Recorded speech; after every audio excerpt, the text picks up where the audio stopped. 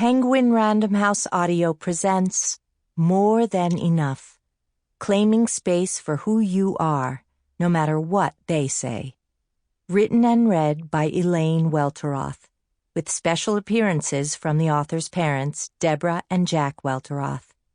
Foreword by Ava DuVernay, read by Adenrele Ojo.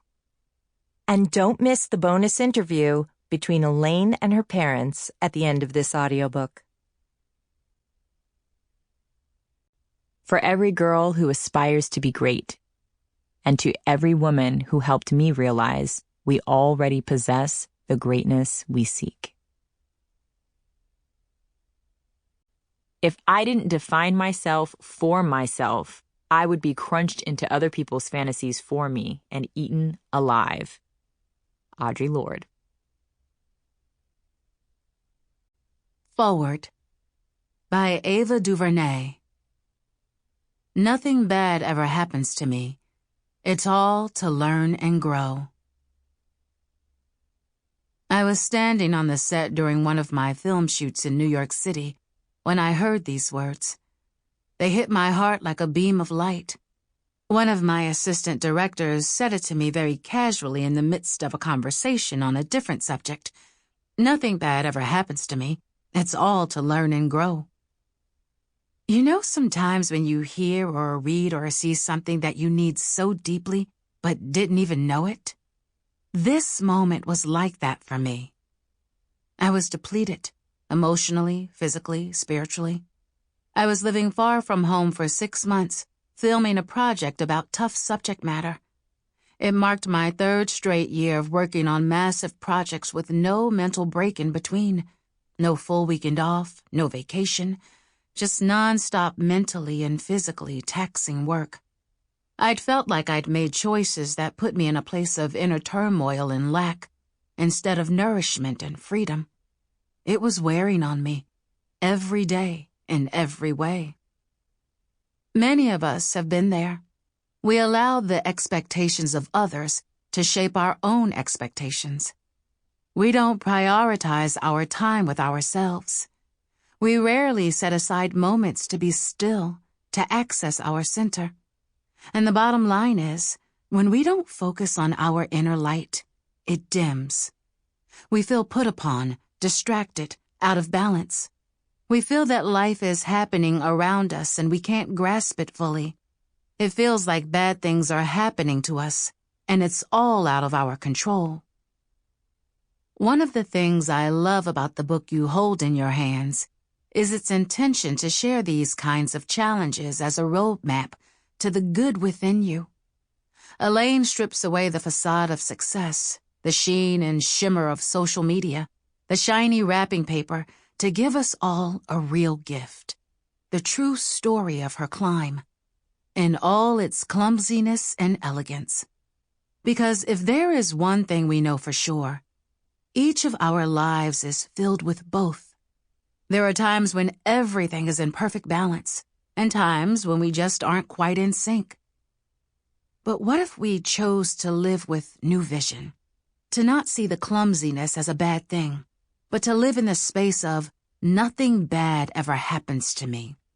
To embrace an idea that my friend Oprah Winfrey told me some years ago. This bad thing isn't happening to you. It is happening for you. That, my friends, is a game-changing notion. It is a powerful truth, and when I abide by it, I am whole. When my father passed on suddenly a few years ago, and my heart was shattered into a million pieces, I held on to this. I knew that his life had happened for his family, that he lived it exquisitely like a work of art, and that his passing was a triumphant one because he powerfully fulfilled his purpose on this earth. I chose gratitude in that moment instead of despair, and it saved me. Whenever I remember that life is for me, not against me, I hear and see and feel it all, and I can find good in every shadow, in every cloud. It makes every day brighter. How do we get there? It's a spiritual practice. It takes time and repetition.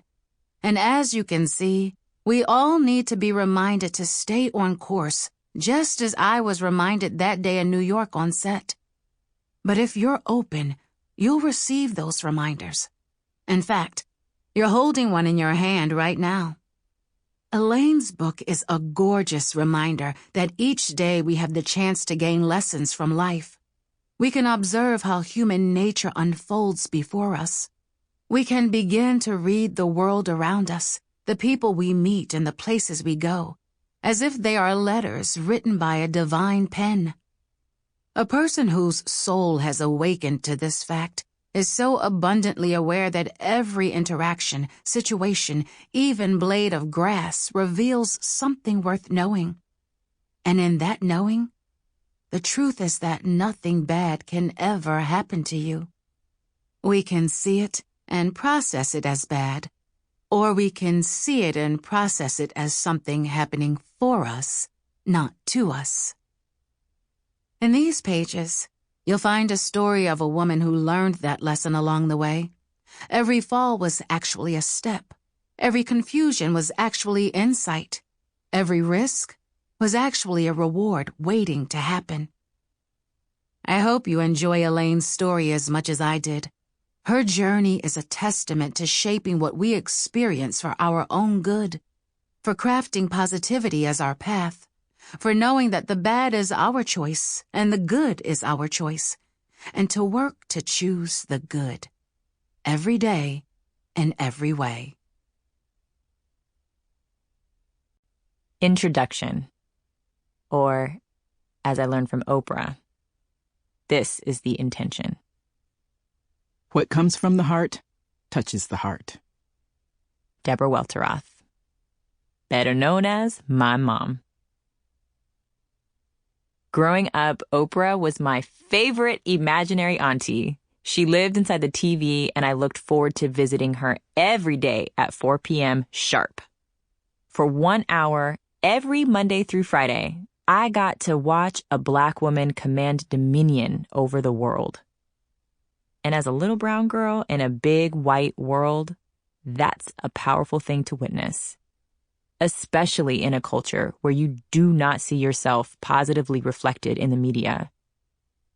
Research tells us that, on average, a girl's confidence peaks at just 9 years old.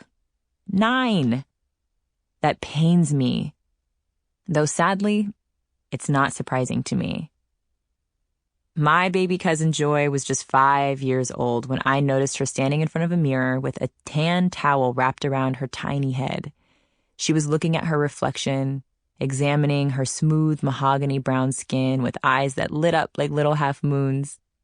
As I watched, she got caught up in a reverie, whipping that towel back and forth like it was Rapunzel's long golden locks blowing in the wind. "What are you doing?" I asked. She looked at me, and with one final swing, just as the towel fell to the floor, she said, "I wish my hair wasn't so ugly." I was only a kid then too, but her words gave me a sinking feeling in the pit of my stomach.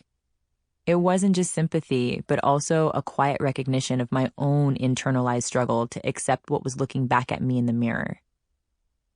The kind of beauty we saw celebrated around us at school and magazines and on television had a way of making us feel like the bodies we were born in were somehow inferior.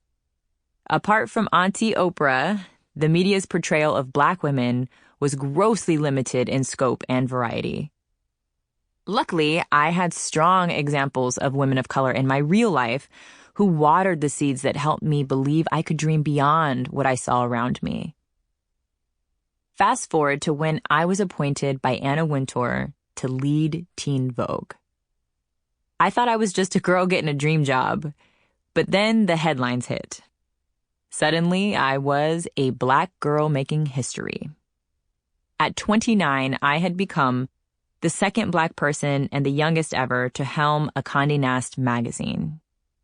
I was now the one holding the pen in one of the most divisive political climates in recent history.